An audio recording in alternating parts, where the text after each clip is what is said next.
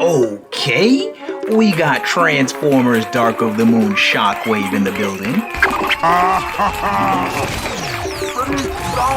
Let's go. Damn, son, where'd you find this?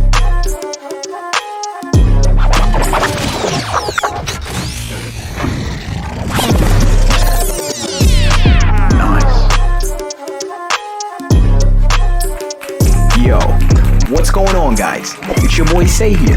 Let's get right into it. Fight! That is Shockwave. Now, Say, you've done a lot of the heavy hitters from Transformers Dark of the Moon. First, you started off with Transformers Dark of the Moon Optimus Prime. Ooh. After that, you dropped the Transformers DOTM Bumblebee on him. Wow. And more recently, you've done Transformers DLTM Sentinel Prime. So my question for you is, what do you have to say for yourself? Hey, yo, hit that subscribe button, bro. Yo, bro, chill. Nah, bro, cause I'm really out here doing a whole Shockwave. Nah, you gotta chill though, bro. Like, you really wildin' right now. You going too hard with this Lego joint, and you mad ugly with it too. Like, you see, this why we can't put you on the news and take you out. Okay, now let me stop playing. Here we have DOTM Shockwave in his robot mode, displayed alongside with his partner in crime, Driller. Now, when it comes to Shockwave, we cannot justly give him the big boy verification badge because he's only about 6.5 inches. Now, his man's Driller, on the other hand, that's a big boy. Yeah, boy. Ladies and gentlemen, we got Driller scaling in here at about 11 inches tall from top to bottom. Now, for those of you guys who don't know who Driller is, in Transformers Dark of the Moon, Driller took the form of a giant Cybertronian worm that can actually drill through soil, concrete, and even metal to travel around. And Shockwave actually gets inside Driller and travels around inside him. What? So now, with that being said, you can only imagine the type of destruction that this thing was causing every time it emerged. And not only that, this thing has also got a bunch of smaller worm type drillers that travel around along with it and help pick up items and help it drill through other items. Now, Say, I'm taking a closer look at this driller bot here, and I've just realized you got soil at the base of this mock to give it the appearance of it coming out of the ground. John, he's got soil at the base. Soil! Yes, Jim, that definitely is soil. But the thing you've got to understand is this is not new. The boy is crazy. He's not all there. And we've even gotten into contact with one of the locals to see what they had to say on the situation. I know him long time, you know, long time. Enough time you tell him, you have to stop this Lego thing you're doing here. You're doing too much now. But I'm not listening. Man, that ain't too good for true. Now, originally, I had planned on doing the entire worm, but as I was building, I realized this is gonna be way too many pieces to manage, and it's just gonna be too large to do the entire worm. Not only that, I'll actually run out of pieces before completing this thing because every square inch of this worm right here just takes so many pieces to fill in and detail. So I said, you know what? I'll just do a large portion of it and make it so that it looks like the other portion of it is underground. Oh. Now, one of the things that undeniably helped with the design process of this driller mock right here is those two Dinobot sets that I got off of Temu. It still would have come out pretty good looking, but it wouldn't have been anywhere near this detailed, accurate, or sturdy without the use of the pieces from those two sets. Especially all of those Technic pieces that those two sets came with, because when it comes to Lego, regular Lego bricks themselves are good, but when you're building larger scale mocks, the pieces tend to start to collapse and give way under the weight of themselves. Ooh. Whereas with Technic pieces, one Technic connection has the reinforcement power of like 20 regular Lego bricks. So this driller right here, yeah, this thing ain't going nowhere, boy. Now, I did sacrifice the articulation within the body of the worm itself just so that this thing would be extremely stable. However, we do have some movement in the smaller driller type worm things that hang off of the side of its body.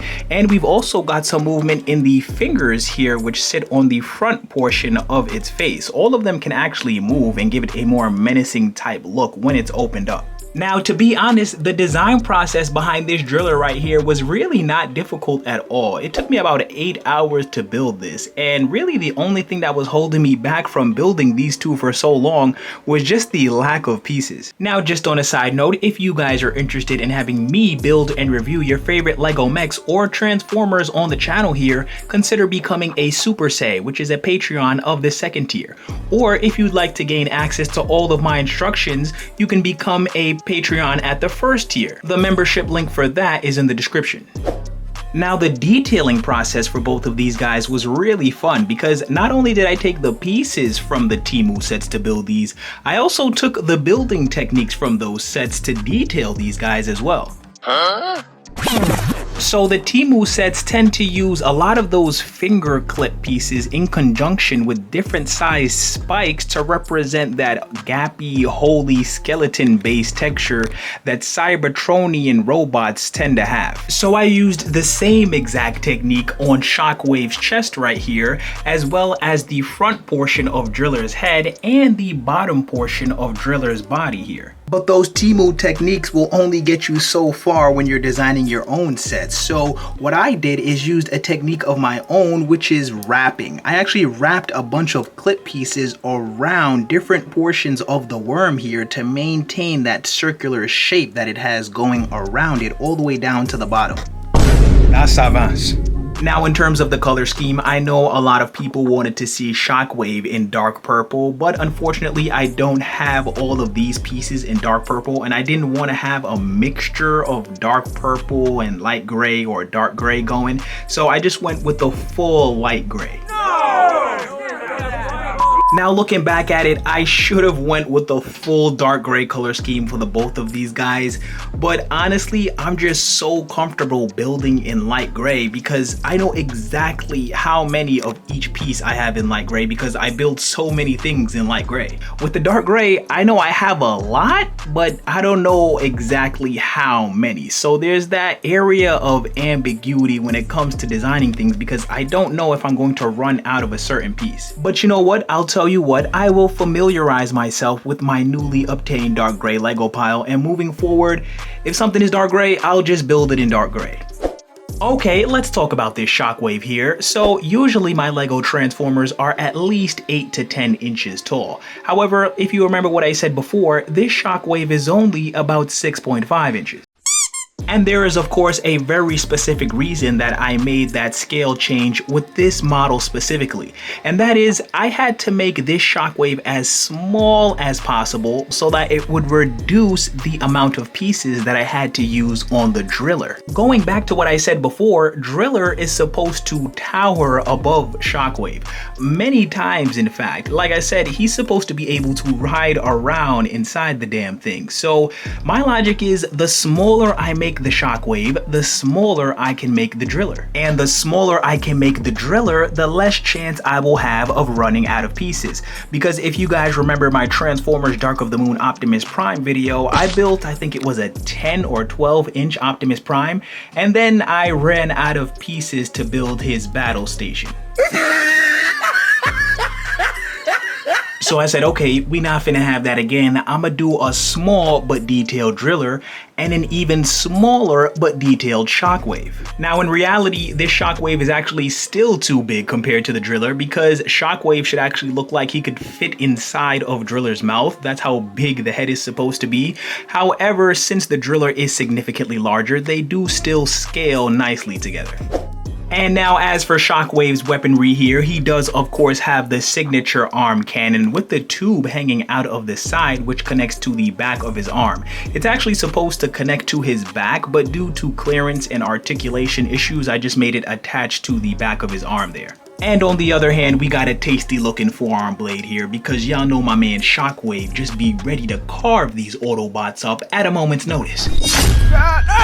Now, my Shockwave's tank mode was looking a little gappy. You know, we had some gap action going, so I designed my Shockwave with an additional weapon which can fill in the gaps in his vehicle mode, and in his robot mode, it can store on his back or flip up and sit just above his head.